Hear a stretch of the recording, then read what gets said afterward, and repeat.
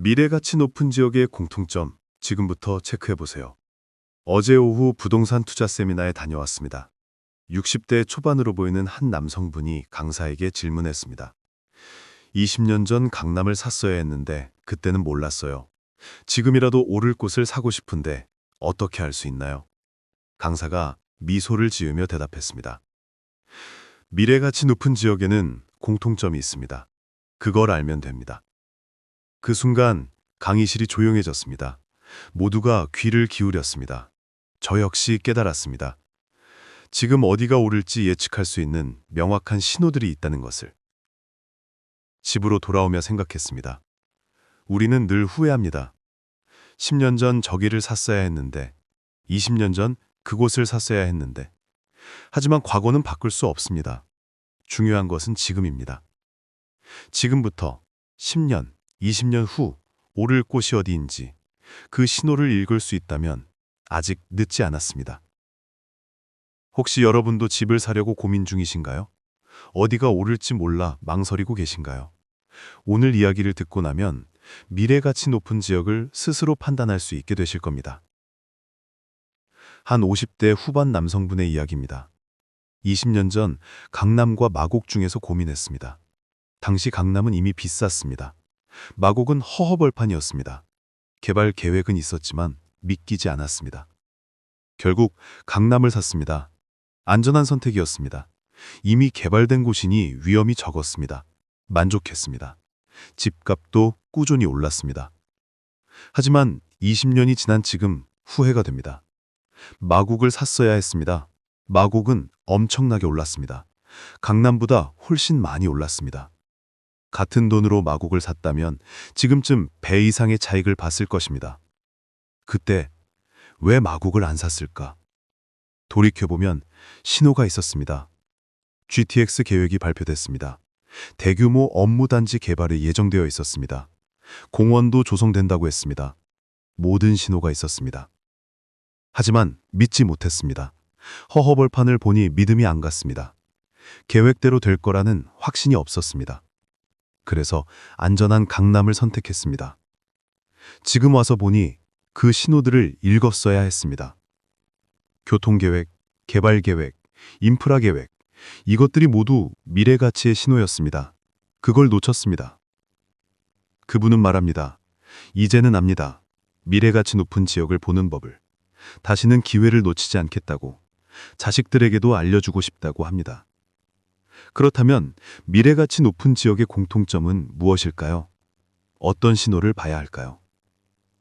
첫 번째 신호는 교통개발입니다. 가장 확실한 신호입니다. 지하철이 들어오면 무조건 오릅니다. 특히 환승역이 되면 폭등합니다. GTX 같은 광역 급행철도는 더욱 확실합니다.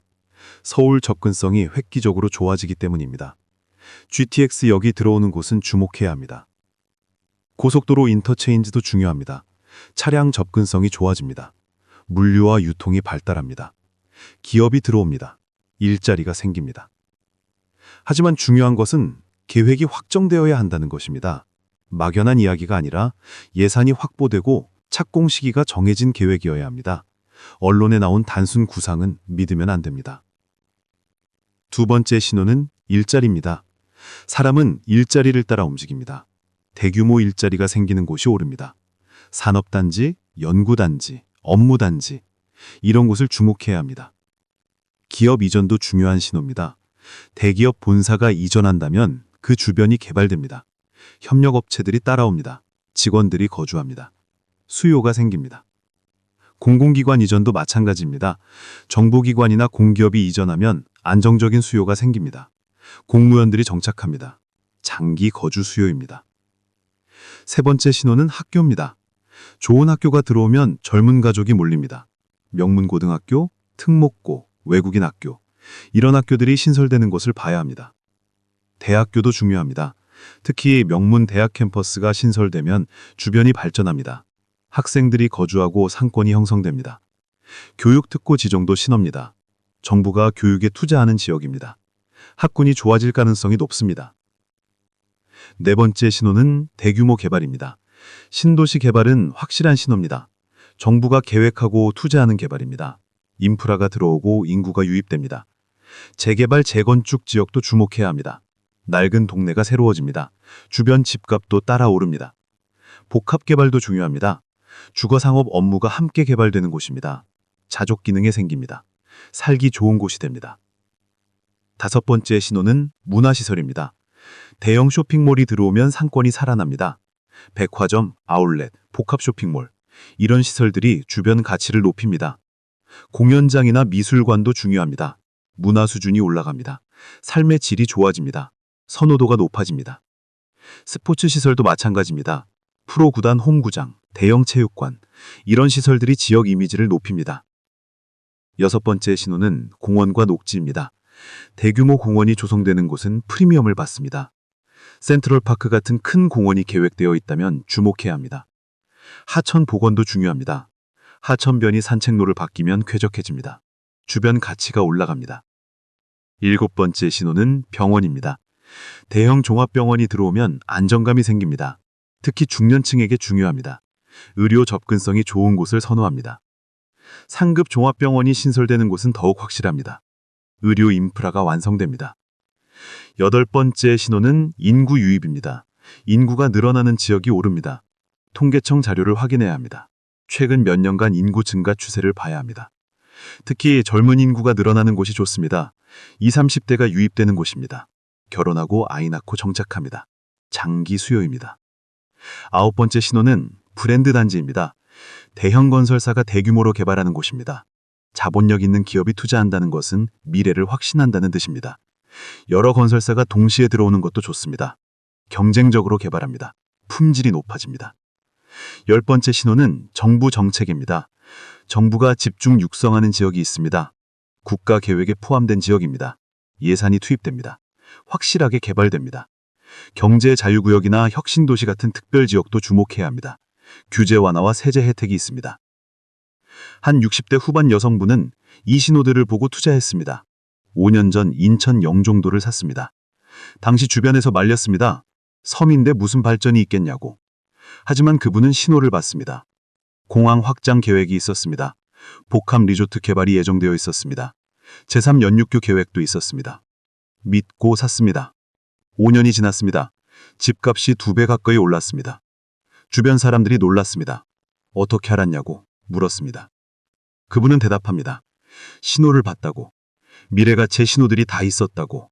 그걸 읽을 줄 알면 된다고 합니다. 물론 모든 신호가 맞는 것은 아닙니다. 계획대로 안 되는 경우도 있습니다. 하지만 여러 신호가 겹치는 곳은 확률이 높습니다. 교통 계획도 있고 일자리도 생기고 학교도 들어온다면 거의 확실합니다. 하나가 아니라 여러 개가 동시에 진행되는 곳을 찾아야 합니다. 또한 시간이 필요합니다. 당장 오르지 않습니다. 10년은 기다려야 합니다. 조급해하면 안 됩니다. 장기 투자 관점으로 봐야 합니다.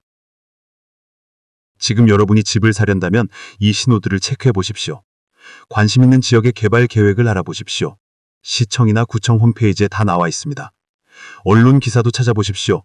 그 지역에 어떤 계획들이 있는지, 어떤 시설들이 들어오는지 정보를 모으십시오. 직접 가보십시오. 현장을 보십시오.